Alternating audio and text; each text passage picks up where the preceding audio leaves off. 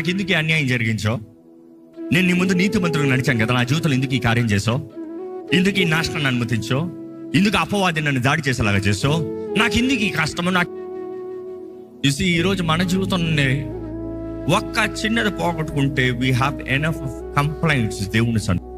ఎవరైతే దుఃఖములు ఉన్నారో, బూడిదలు ఉన్నారో, బాధలు ఉన్నారో, ఓటములు ఉన్నారో, బంధించబడిన స్థితిలో ఉన్నారో, శ్రమలు అనుమతిస్తాడు, మాటలు అనుమతిస్తాడు, పోరాటాలు అనుమతిస్తాడు. ఎందుకొరకు? మనల్ని బలవంతులుగా చేస్తాడు. ఏడుపు ఉండొచ్చు, నువ్వు చేసే పని దేవుడి చిత్తమేనా? మరి నాకు ఎందుకు ఈ కష్టం, ఈ నష్టం? దేవుడి చిత్తంలో ఉండొచ్చు, కానీ ఏడుపు రావచ్చు.